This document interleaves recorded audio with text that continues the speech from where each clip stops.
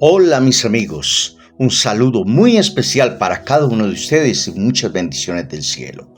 Había una vez un pequeño pueblo que había sido devastado por una tormenta. Las casas estaban destruidas, los árboles caídos y la esperanza parecía perdida. Sin embargo, un grupo de personas decidió unirse para restaurar su comunidad. Con esfuerzo y dedicación comenzaron a reconstruir, a plantar árboles y a ayudar a los que más lo necesitaban. Con el tiempo, el pueblo no solo fue restaurado, sino que floreció como nunca antes. Y esta historia, amigos, nos recuerda que aunque enfrentemos devastaciones en nuestra vida personal, emocional y espiritual, siempre hay una oportunidad para la restauración. La buena noticia es que Dios es un Dios de restauración y su deseo es que cada uno de nosotros vuelva a Él para ser renovado. Allí en el Salmo 51:12 dice el salmista: devuélveme el gozo de tu salvación y espíritu noble me sustente. ¿Por qué? Porque hay una necesidad de nosotros y la restauración espiritual es un proceso necesario en la vida de todo creyente. A lo largo de la Biblia encontramos ejemplos de personas que, tras caer en el pecado o la desobediencia, buscaron la restauración de Dios. Y la palabra restauración significa volver o regresar. Este regreso implica un reconocimiento de nuestra condición y un deseo de volver a la comunión con Dios. Por eso hay una urgencia en nosotros de esa restauración espiritual que se hace evidente cuando consideramos las consecuencias del pecado. En Isaías 59:2 se nos dice: pero vuestras iniquidades han hecho división entre vosotros y vuestro Dios. El pecado, amigos, nos separa de Dios y la restauración es el camino para volver a esa relación íntima con el Señor. Por eso, la motivación para buscar la restauración debe surgir del deseo de estar en comunión con nuestro amado Padre Celestial. Y en el contexto del Antiguo Testamento, el pueblo de Israel frecuentemente se alejaba de Dios, adorando ídolos y desobedeciendo sus mandamientos. Los profetas como Jeremías, Ezequiel, etc., llamaban al pueblo al arrepentimiento y a la restauración. Y en el Nuevo Testamento el Señor Jesús vino a buscar y salvar lo que se había perdido. Allí está en Lucas 19:10, ofreciendo la restauración a todos los que creen en Él para que volvamos a estar en comunión con el Señor.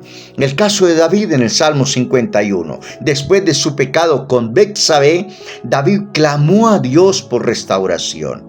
Y en este salmo él reconoce su pecado y pide a Dios que le devuelva el gozo de su salvación. Y este es un poderoso ejemplo, mis amigos, de cómo la restauración comienza con el arrepentimiento sincero, reconociendo nuestras faltas delante de Dios. Ahora también vemos la parábola del hijo pródigo en Lucas 15:11-32. Esta parábola, mis amigos, ilustra la restauración de un hijo que se alejó de su padre.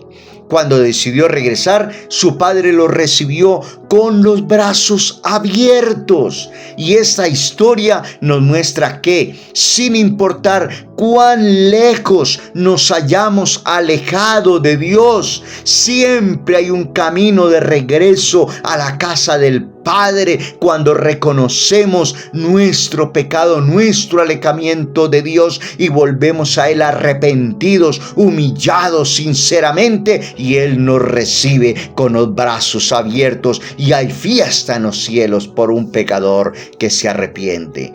También podemos ver que hay una promesa preciosa. Allí en el libro de Joel, capítulo 2, verso 25, dice el Señor: yo restauraré los años que comió la oruga y el saltón y el revoltón. Oh, aleluya. Dios promete restaurar lo que se ha perdido.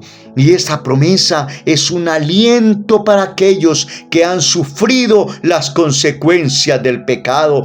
Por eso no sigas más alejado de Dios. Ven al Señor, no encubras más tus pecados. Reconócelo, arrepiéntete, apártate del pecado y ven al Señor confesándole tu pecado, y Él te perdonará, te limpiará de toda maldad y te restaurará totalmente. Veamos el caso de la restauración de Pedro, allí en San Juan 21, 15 al 19. Después de negar al Señor Jesús, el Señor viene y restaura a Pedro con amor. ¿Y qué le pregunta el Señor? ¿Me quieres seguir? No, le dice, Jesús le preguntó 3 veces si lo amaba, y cada vez le dio la comisión de apacentar sus ovejas. No lo rechazó, no, sino que le encargó que hiciera una labor. Esto nos enseña que la restauración no solo implica perdón, sino también un nuevo propósito, porque el Señor nos ama. La restauración de Israel también, en Ezequiel 36, 26, Dios promete dar un nuevo corazón y un nuevo espíritu a su pueblo. Y esta promesa, mis amigos, de renovación es fundamental para entender la restauración espiritual. Entonces me dices, bueno, ¿qué hago, Edu? ¿Qué hago? Reconozco que he pecado, que me he alejado de Dios, que he vivido una vida de apariencia religiosa. Bueno, veamos algunos tips. Primero, reconocer el pecado. Ese es el primer paso hacia la restauración, reconocer nuestras faltas. Y en 1 de Juan 1:9 nos dice que si confesamos nuestros pecados, Él, o sea, nuestro buen Señor, nuestro buen pastor, nuestro amante Dios y Padre, es fiel y justo para perdonarnos. En segundo lugar, un arrepentimiento sincero, no un remordimiento como lo de los borrachitos cuando se gastan lo del mercado. El arrepentimiento implica un cambio de dirección. Debemos alejarnos del pecado y volver a Dios sinceramente. En tercer lugar, buscar la comunión con Dios a través de la oración, del estudio de la palabra de Dios, de alimentarnos diariamente con la palabra de Dios y la participación en la comunidad de fe con nuestros hermanos en Cristo, porque estas son partes esenciales para mantener una relación saludable con Dios y servir en cuarto lugar a los demás, porque la restauración también implica ayudar a otros en su camino. Gálatas 6:1 nos instruye a restaurar a los que han caído con espíritu de mansedumbre y a proclamar el amor, la bondad y la misericordia de Dios a otros, porque Dios los ama a todos en general, a todos sin excepción. Por eso hay una necesidad en nuestras vidas de que nos arrepintamos sinceramente y nos consagremos a Dios. Y aunque todos enfrentamos momentos de desvío y pecado, pero la buena noticia es que Dios siempre está dispuesto a restaurarnos. Hoy te invito a reflexionar sobre tu vida. ¿Hay áreas en tu vida que necesitan ser restauradas? Pero ¿estás dispuesto a volver a Dios y buscar su perdón sinceramente? Recuerda las palabras del Salmo 51:12. Devuélveme el gozo de tu salvación. Que sea nuestra oración sincera. No esperes más. Hoy es el día de la restauración. Arrepiéntete y conságrate a Dios de corazón. Él está esperando con los brazos abiertos, listo para restaurarte, llenarte de su gozo maravilloso, bendecirte, abrazarte y hacer fiesta porque te ama.